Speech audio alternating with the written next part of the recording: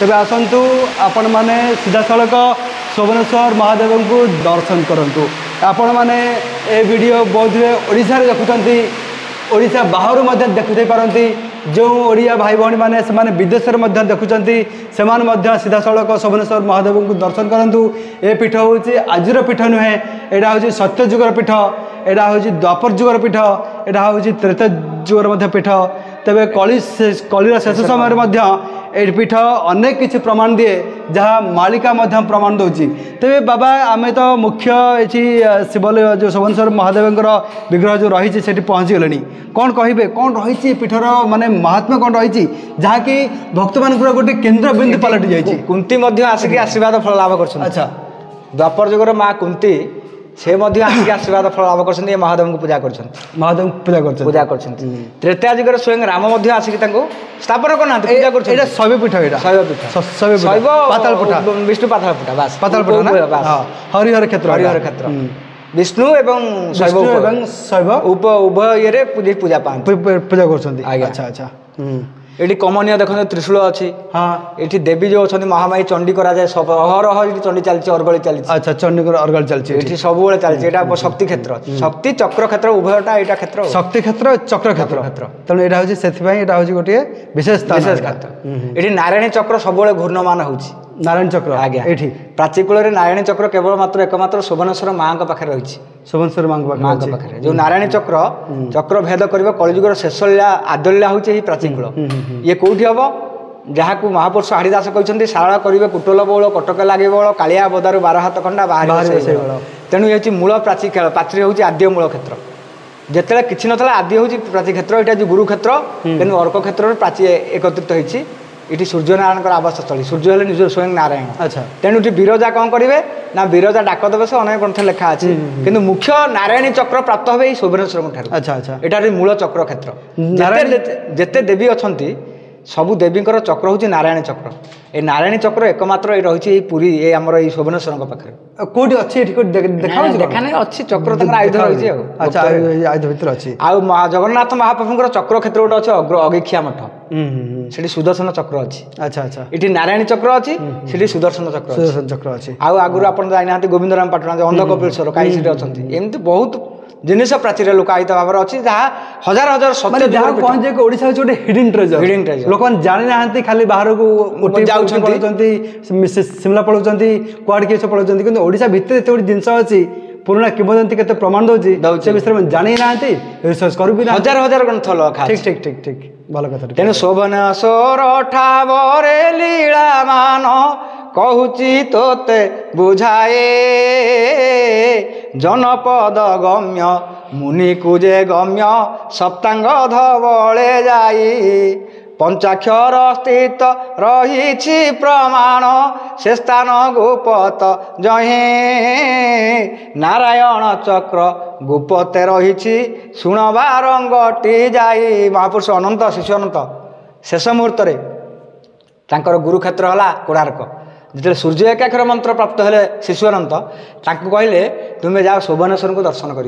अच्छा सोबनेश्वर को दर्शन कले कौन हम ना से लीला क्षेत्र सोबनेश्वर ठारू नारायण चक्र समस्ते आसिक ने 16 देवी जो अच्छा देवी पावपुर चक्र क्षेत्र हूँ सोबनेश्वर जो नियाली माधव नियाली क्षेत्र अचिन्हा पड़िया निकटस्थ सोबनेश्वर ये यही जगह महापुरुष निर्देश पाई शिशु अनंत आसते अच्युत आसते अनंत जशवंत आसते बलराम आसती जगन्नाथ आसती पंचसखा आसती सत्यजुगर पद्मपुराण प्रमाण करे ग्रंथ विषय तृतीय जुगर रामायण वशिष्ठ संहिता प्रमाण करे एकाम्र चंद्रिका प्रमाण करे द्वापर जुगर शंख संहिता पराशर संहिता आरंभ कर प्राची महात्म्य ग्रंथ प्रमाण करे कलिजुगे पंचसखा साहित्य प्रमाण करे हजार हजार ग्रंथ ये जुगर ये प्राचीर सोबनेश्वर महादेव संबंध में प्रमाण करती यही क्षेत्र में यही जगार अच्युतानंद महापुरुष कैवर्त गीता एवं उगाल ये दुईटी जिनस रचना करते समस्त एकत्रित होते गोटे जगह से अचिन्हा पड़िया जगह अच्छी जो अचिन्हा पड़िया अच्छी गोपाल माने कैवर्त मान एकत्रित होते कलिजुग शेष नागांती वेदांती जोगांती सिद्धांती भक्त दार्शनिक वैज्ञानिक समस्त आसिक ये जगह एकत्रित है बोली महापुरुष कहते कहले नागांती वेदांती जोगांती सार तही पर तीन मध्य मध्यर दर्शन करिवे पवन पाई स्वरूप रूप लीला हुई ये सोबनेश्वर पाखे नागांती माने ବେଦାନ୍ତୀ ମାନେ, ଯୋଗାନ୍ତୀ ମାନେ, ସିଦ୍ଧାନ୍ତୀ ମାନେ, ଅର୍ଥ ସର୍ବଧର୍ମ ସମନ୍ୱୟର କ୍ଷେତ୍ର ହେଉଛି ମା ପ୍ରଭୁ ଶୋଭନେଶ୍ୱର। ନହେଲେ ମା କୁନ୍ତୀ ନିଜେ ଆସିକି ପ୍ରଭୁଙ୍କୁ ଦର୍ଶନ କରିନଥାନ୍ତେ, ପାଣ୍ଡବମାନେ ଆସିକି ପ୍ରତ୍ୟହ ଦର୍ଶନ କରିନଥାନ୍ତେ। ଇଏ ସେଇ କ୍ଷେତ୍ର। ଏଠି ଆପଣ ମାନସିକ ଯାହା କରିବେ ଆପଣଙ୍କ ନିଶ୍ଚୟ ଅଚିରେ ପୁଣ୍ୟ ମାନସିକ ପୂର୍ଣ୍ଣ ହେବ। ତେଣୁ ଏ କ୍ଷେତ୍ରକୁ ଆସନ୍ତୁ। ବିଶ୍ୱ ଦରବାରରେ ପ୍ରାଚୀ ତୀର୍ଥ ଏମିତି ଏକ ଭୂମି ଯେଉଁ ଆମର କିଏ ନା ଶୋଭନେଶ୍ୱର ମହାଦେବ ଅଛନ୍ତି। ଏଠି ମଧ୍ୟ ଅନେକ ଜ୍ଞାନୀ ଅଛନ୍ତି, ଗୁପ୍ତ ଜ୍ଞାନୀ ଭକ୍ତ ଅଛନ୍ତି, ସେ ମଧ୍ୟ ଧରା ଦେବେ। ତେଣୁ କଳିଯୁଗ ଶେଷରେ 16 ମଣ୍ଡଳର ଭକ୍ତମାନେ ଆସି ଶୋଭନେଶ୍ୱର ନିକଟରେ ଏକଜୁଟ ହେବେ ଏବଂ ପଞ୍ଚସଖା ସାହିତ୍ୟକୁ ସମସ୍ତେ ମାନିବେ। ଏବେ ପଞ୍ଚସଖା ସାହିତ୍ୟର ଦର୍ଶନକୁ ସମସ୍ତେ ପାଥେୟ କରି ପଞ୍ଚସଖା ମଧ୍ୟ ଏହି ସ୍ଥାନରେ ପ୍ରାଚୀ କୂଳରେ ଅନେକ ଦିନ ଅବସ୍ଥାନ କରିଥିଲେ, ଅନେକ ଗ୍ରନ୍ଥ ମଧ୍ୟ ରଚନା କରିଛନ୍ତି, ଆଗକୁ ମଧ୍ୟ ଏକତ୍ରିତ ହେବେ। ଏବଂ ଶିଶୁ ଅନନ୍ତ ମଧ୍ୟ ପ୍ରାଚୀକଳ୍ପ ଗ୍ରନ୍ଥ ଏଠି ରଚନା କରିଥିଲେ। ଆଚ୍ଛା, ଅଚ୍ୟୁତ 2ଟା ଗ୍ରନ୍ଥ ରଚନା କରିଥିଲେ, ଗୋଟେ ହେଉଛି କୈବର୍ତ୍ତ ଗୀତା, ଗୋଟେ ହେଉଛି ଓଗାଳ। ଆଉ ପ୍ରାଚୀକଳ୍ପ ଗ୍ରନ୍ଥ ଶିଶୁ ଅନନ୍ତ ମଧ୍ୟ ଏହି ସ୍ଥାନରେ ରଚନା କରିଥିଲେ। ବାବା ଖୁବ୍ ସୁନ୍ଦର। ତେଣୁ ହେଉଛି ଗୁରୁଦ୍ୱାର କ୍ଷେତ୍ର। ଇଏ ଶୋଭନେଶ୍ୱର ମହାଦେବ ଅଶେଷ ମହିମା। ଏଠି ଅନେକ ଘାଟର ମହିମା ଅଛି, ଏଠି ପୀଠ ଅଛି। ଘାଟ ଯେଉଁଟା ଆପଣ କହିଲେ 413 ଘାଟ, 13 ଘାଟ ଏଠି ରହିଛି। ଆଚ୍ଛା, ପ୍ରାଚୀନ ନଦୀର ଏଇଟା ବାମ ପାର୍ଶ୍ୱରେ ଅଛି ନା ଦକ୍ଷିଣ ପାର୍ଶ୍ୱରେ ଅଛି? ଏଇଟା ପ୍ରାଚୀର ଭୂଗର୍ଭ, ଏଇଟା ମାନେ ମଧ୍ୟମ ନନା ବୋଧେ କହିପାରିବି। ନନା ଏଟା ପ୍ରାଚୀନ ନଦୀର ଏଇଟା ଦକ୍ଷିଣ ମାନେ ବାମ ପଟେ ନା ଡାହାଣ ପଟେ? ପ୍ରାଚୀ ଆମର ଥିଲେ ଯୋଉ ଅର୍କତୀର୍ଥ ମଠ କଥା କହିଲେ,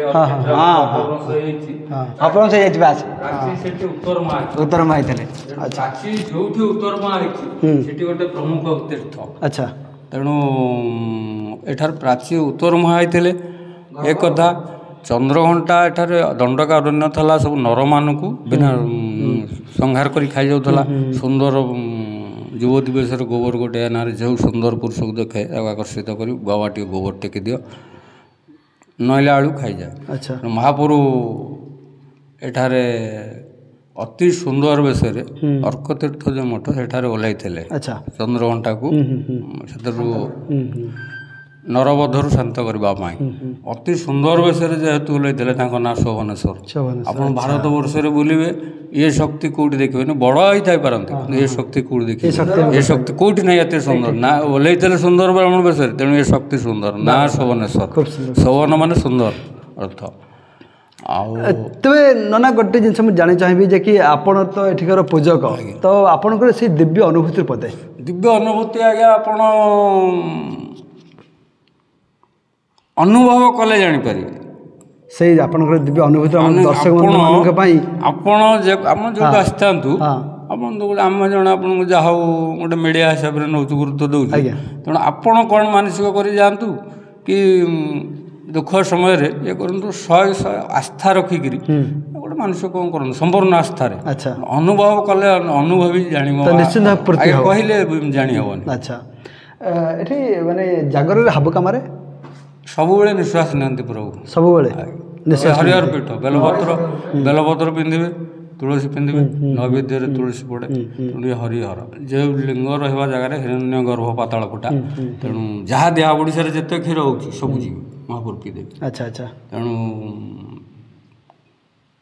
ଆମର ହିରଣ୍ୟ ଗର୍ଭ ଶିବ ବିଷ୍ଣୁ ଜାଣି ପାୱାରଙ୍କର ହରିହର ମହାପୁରୁଙ୍କର। ନହେଲେ ମାଳିକାରେ କ'ଣ ଲେଖା ଅଛି ପୀଠ ବିଷୟରେ? ମାଳିକାରେ କ'ଣ ଅଛି ଆଜ୍ଞା, ଆମେ ତ ପୌରାଣିକ କିମ୍ବଦନ୍ତୀ କ'ଣ କହୁଛି?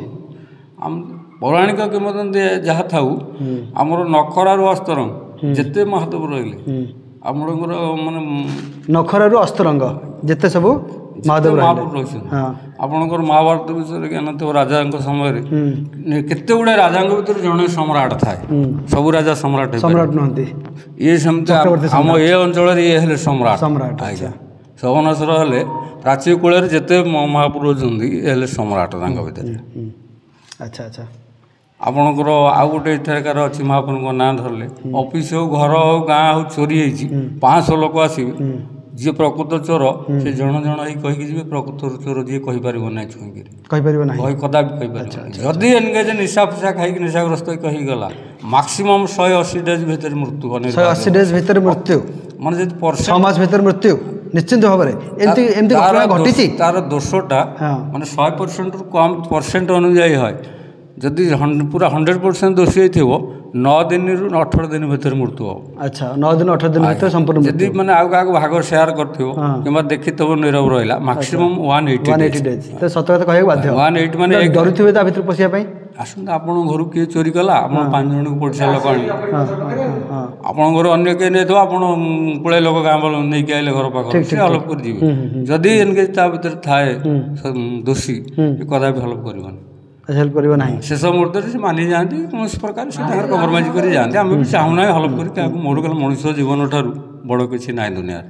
ଆଚ୍ଛା ଆଚ୍ଛା ତେବେ ନନା ଖାଲି ଗୋଟେ କଥା କୁହନ୍ତି ଯେ କି ବାର୍ଷିକ ଏଠି କ'ଣ କ'ଣ ସବୁ ବଡ଼ ପର୍ବ ପାଳନ କରାଯାଏ? ବାର୍ଷିକ ଏଠି ମହାପ୍ରଭୁଙ୍କର ଆମର ମୁଖ୍ୟ ପର୍ବ ଯାଆନ୍ତି ମାଘ ସପ୍ତମୀ ଯାତ୍ରା ଯେବେ ନିଆଳି ଫଙ୍କସନ୍ ହେଉଛି ସେଇ ସମୟରେ ମହାପ୍ରଭୁ ଯାଆନ୍ତି ସାଜସଜା ବିମାନରେ ପୂର୍ବ ଦିନ ନପ୍ରାଚୀ ନଦୀରେ ରୁହନ୍ତି ବିଶ୍ରାମ କରନ୍ତି ସ୍ନାନ କରନ୍ତି ବୁଡ଼ ପକାନ୍ତି ସକାଳୁ ତା ପରଦିନ ଫେରନ୍ତି। ସମୟକ୍ରମେ ସାଜସଜା ଆମର ଯେଉଁ ପ୍ରସେସନ୍ ଯାହା କହନ୍ତି ବାଜା ବାଣ ଏସବୁ ବଢ଼ିଲାଣି। ତାପରେ ନିଆଳି ମହୋତ୍ସବ ଆଡ଼ କରାହେଲା ସେହି ସମୟରେ ସେ ହେଲା ଠାକୁରଙ୍କର ମୁଖ୍ୟ ବାହାର ପର୍ବ। ତାପରେ ଆମ ନବରାତ୍ରି ହୁଏ ମାଙ୍କର ଆପଣ ମାଆଙ୍କୁ ଦେଖିନାହାନ୍ତି ବୋଧହୁଏ ସେପଟକୁ ଯାଆନ୍ତୁ ମାଆଙ୍କୁ ଆପଣ ଓଡ଼ିଶା ଭାରତବର୍ଷ ଭିତରେ ଦେଖିବେ କୌଣସି ଶିବ ମନ୍ଦିର ପୁରୀ ଲିଙ୍ଗରାଜ ବାଦେ ତାଙ୍କ ପାର୍ଶ୍ୱ ଦେବତା ତାଙ୍କ ପୁଅ ଝିଅ ସ୍ତ୍ରୀ ଏଭଳିଆ ମାନେ କେଉଁଠି ଶକ୍ତିଶାଳୀ ନାହାନ୍ତି। ମହାପୁରୁ ଯେମିତି ଯେଉଁ କେଉଁଠି ଦେଖିବେନି ତାଙ୍କ ପୁଅ ଝିଅ ତାଙ୍କ ସ୍ତ୍ରୀ ପାର୍ବତୀ ସେ ବି ପୁରୀ ଲିଙ୍ଗରାଜ ବାଦ ଓଡ଼ିଶାରେ କେଉଁଠି ଦେଖିବେ। ଆଚ୍ଛା ଭଲ କଥାଟା ଆପଣ କହିଲେ ଯେ କି ଆମ ଭୁବନେଶ୍ୱରରେ ଯେଉଁ ରହିଛି ହରିହର କ୍ଷେତ୍ର ଲିଙ୍ଗରାଜ ମନ୍ଦିର ସହିତ ଆର କିଛି ବିଶେଷ କନେକ୍ସନ ରହିଛି? କନେକ୍ସନ କ'ଣ ଲିଙ୍ଗରାଜଙ୍କର ଯାହା ନୀତିକାନ୍ତି 36 ସବୁ ଏଠି ପୂଜା ନୀତି ଯାହା ତାଙ୍କର ବେଲପତ୍ର ତୁଳସୀ ଲାଗିବେ ଲାଗିବେ ସେ 56 ଭୋଗ ବି ଲାଗେ 36 ପାଟ ଖଞ୍ଜା ସମୟକ୍ରମେ ସବୁ ଗଲାଣି ଏବେ 4 ଜଣରୁ ସେମିତି ଅଛି। 4 ଜଣ ସେବକ ଆସିଲେ କାମ ହୁଏ। ସର୍ଟକଟ୍ ହେଇଗଲାଣି। ଆଚ୍ଛା ଏଠି ବି ସେଇଆ ସେଠି ଯାହା ନୀତିକାନ୍ତି ଏଠି ବି ସେଇଆ ବେଶୀ ଚର୍ଚ୍ଚିତ ବୋଲି ଲୋକ ସେଠି ବେଶୀ ଜାଣିଛନ୍ତି ଏଠି ଟିକେ ଲୋକ କମ୍ ଆସୁଛନ୍ତି ଏଇଆ ଆଉ ଲୋକାଲ କଥା। ହଁ ବୁଝିଗଲା ଆପଣଙ୍କ ନାଁ କେଉଁଠି? ଆମେ ତ ଭୁବନେଶ୍ୱରରୁ ଆସୁଛୁ। ଆପଣଙ୍କୁ ଦେଖିଥିଲେ କି ସେଇଭଳି କଥା ଆଉ କ'ଣ ଧୀରେ ଧୀରେ ହେଉଛି। ଠିକ୍ ଠିକ୍ ଆଉ ନା ଧର ଆପଣ ଶୁଣିକି ଗଲେ କ'ଣ କରିଗଲେ ନା ଆପଣ କେତେ ଜଣଙ୍କୁ ଆଡ଼୍ କରିବେ? ନିଶ୍ଚିତ ଭାବରେ ଆମେ ମୁଖ୍ୟ ଉଦ୍ଦେଶ୍ୟ ହେଉଛି ଏଇଆ ଯେ କି ଯେଉଁ ପୀଠ ଗୁଡ଼ା ଏପର୍ଯ୍ୟନ୍ତ ସମ୍ପୂର୍ଣ୍ଣ ଭାବେ ଲୋକଲୋଚନ ଆସିପାରୁ ନାହିଁ ସେଟା ସମ୍ପୂର୍ଣ୍ଣ ଭାବେ ଲୋକଲୋଚନକୁ ଆସୁ ଭକ୍ତମାନେ ଏଠିକି ଆସନ୍ତୁ। ଆପଣ ଦେଖିକି ଗଲେ ଆପଣ କ'ଣ ଅନୁଭବ କରିବେ କେମିତି ଲାଗିଲା କ'ଣ ମାନସିକ କରିବେ କେମିତି ଜାଣିଲେ ତାପରେ ଆପଣ ନିଶ୍ଚିତ ଭାବରେ ଆପଣ ଜୀବନ କାଳ ଭିତରେ 5 ଜଣ କି 25 ଜଣ ଆଡ଼୍ କରିବେ ମନ୍ଦିର ପାଇଁ। ନାଇଁ ଠିକ୍ କଥା ଭଲ କଥାରେ କହିଲେ। ତେବେ ନନା ଆପଣଙ୍କୁ ଆମ ଚ୍ୟାନେଲ ତରଫରୁ ଅନେକ ଅନେକ ଧନ୍ୟବାଦ ଖୁବ୍ ସୁନ୍ଦର ତଥ୍ୟ ପ୍ରଦାନ କଲେ ଆମର ଭକ୍ତମାନଙ୍କୁ ପ୍ରଚାର ପ୍ରସାର ହେବ ଲୋକ ଦେଖିବେ ଜାଣିବେ ତେଣୁ ଆପଣଙ୍କୁ ବହୁତ ବହୁତ ଆମ ତରଫରୁ ବହୁତ ବହୁତ ଧନ୍ୟବାଦ। ସୋମେଶ୍ୱର ଆପଣ ପରିବାରର ମଙ୍ଗଳ କରନ୍ତୁ ଭଲରେ ରଖନ୍ତୁ ତୁମେ ନୁହଁ ଯେତେ ପାଦୁକଟି ଦିଅନ୍ତୁ। ଆଚ୍ଛା ହଁ ଠିକ୍ ଅଛି। ତେବେ ଦର୍ଶକ ବନ୍ଧୁ ବର୍ତ୍ତମାନ ଆପଣମାନେ ଶୁଣୁଥିଲେ ନନାଙ୍କୁ ମୁଖ୍ୟ ପୂଜକଙ୍କୁ ଯାହା କହିଗଲେ ମନ୍ଦିରର ବିଶେଷତ୍ୱ ବିଷୟରେ।